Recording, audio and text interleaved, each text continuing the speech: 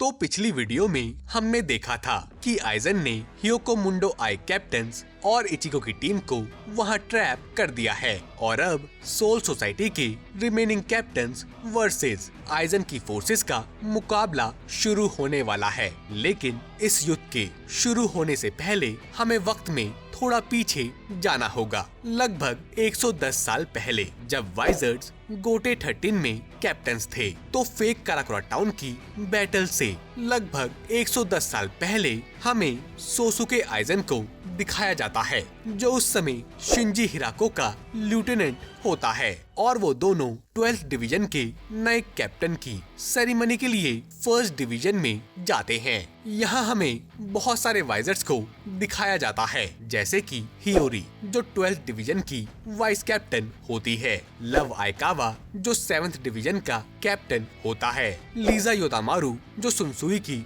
Lieutenant होती है और रोजुरो ओतिराबाशी जो 3rd डिवीजन का कैप्टन होता है। खैर, यहाँ हमें सुनसुई से पता चलता है कि 12th डिवीजन की कैप्टन किरियो हिकिफुने प्रमोट होकर डिवीजन 0 में एज अ रॉयल गार्ड चली गई है, जिसे सुनकर आइजन समवॉट शॉक होता है।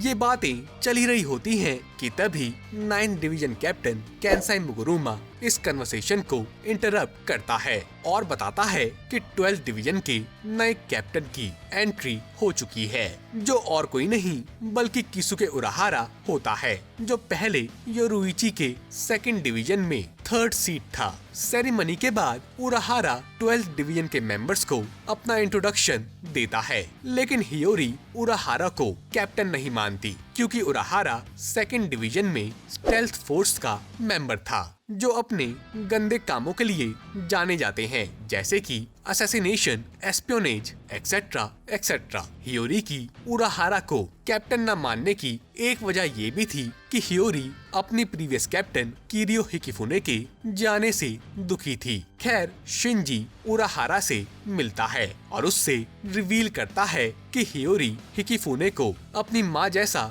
मानती है, तो उस चीज को रिप्लेस करना थोड़ा मुश्किल होगा। जब शिंजी वहाँ से जाता है तो उसे आइजन के होने का एहसास होता है और हमें शिंजी का एक बैडेस मूवमेंट देखने को मिलता है। I'm impressed. How long have you been aware of me? From the time that you were in your mother's womb. अगली सुबह उराहारा रिसर्च एंड डेवलपमेंट ब्रांच को शुरू करता है और हियोरी को मैगॉट नेस्ट ले जाता है। मैगॉट नेस्ट एक अंडरग्राउंड प्रिजन होता है, जहां उन शिनिगामिस को रखा जाता है जो दूसरों के लिए एक खतरा होते हैं। इस जेल की खास बात ये है कि यहाँ प्रिजनर्स कुछ भी कर सकते हैं सिवाय बाहर जाने के। यहाँ हमें एक यंग मयूरी को दिखाया जाता है, जिसे उराहारा रिसर्च एंड डेवलपमेंट का असिस्टेंट डायरेक्टर बनाता है। मीनवाइल एक यंग ब्याकुया योरुइची के साथ टैग का गेम खेलता है। वहीं दूसरी ओर उकिटा के कायन शिबा के साथ एक न्यू प्रोडिजी के बारे में बात करता है, जो और कोई नहीं बल्कि गिन इचिमारू होता है। गिन इचिमारू की बात हुई है तो गिन 5th डिवीजन के 3rd सीट को मार डालता है और आइजन गिन इचिमारू को अप्रोच करता है। खैर, ऐसे चलते ही 9 साल बीत जाते हैं और सोल सोसाइटी में लोगों के गायब होने का सिलसिला शुरू होता है। अजीब बात ये होती है कि गायब हुए लोगों के कपड़े वहीं पड़े रहते हैं, जिससे एक कंक्लूजन निकलता है कि विक्टिम्स अपने लिविंग फॉर्म को रिटेन नहीं कर पा रहे हैं। लेकिन असल में आइजन अपने होग्योकू को परफेक्ट करने के लिए उसको रोकुंगाई डिस्ट्रिक्ट के लोगों की सोल्स फीड करा रहा था। जी हाँ, पहले एक नहीं 2 होग्योकू थे। खैर, इस चीज की इन्वेस्टिगेशन के लिए head captain Yamamoto, 9th division captain Kensei Muguruma, vice captain Mashiro Kuna और कुछ अननेम्ड सोल रीपर्स को रोकुंगाई डिस्ट्रिक्ट भेजता है, जहां केंसाई एक बच्चे को हॉलो से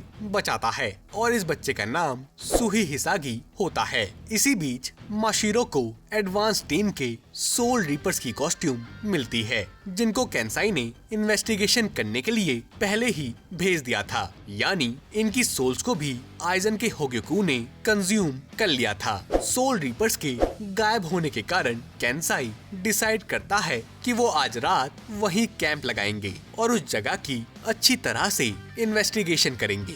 उसी रात एक अननोन एनिमी पूरी टीम को डिस्ट्रॉय कर देता है और केंसाई को स्टैब करता है। केंसाई और मशीरो की रिएत्सु एकदम गायब हो जाने के कारण हेड कैप्टन इमीडिएटली एक टास्क फोर्स बनाता है, जिसमें कैप्टन रोजुरो उतिराबाशी, शिंजी हारुको, लव आइकावा, साथ ही लेफ्टिनेंट्स हाचिजन उशोदा और लीजा योदामारू शामिल होते हैं। इत्तफाकन उराहारा को इस खतरे की जानकारी नहीं थी और उसने पहले ही हियोरी को केंसाई के कैंप की तरफ भेज दिया था उस जगह को एनालाइज करने के लिए। खैर, हमारी टास्क फोर्स केंसाई के कैंप की तरफ पहुंचती है, जहां उन्हें एक घायल हियोरी किसी से भागते हुए मिलती है और वो देखते हैं कि केंसाई पूरी तरह से हॉलोफाइड हो चुका है। वो लोग केंसाई को रोकने की कोशिश करते हैं कि तभी एक हॉलोफाइड माशिरो पीछे से रोजुरो पर हमला करती है। हाची उन लोगों को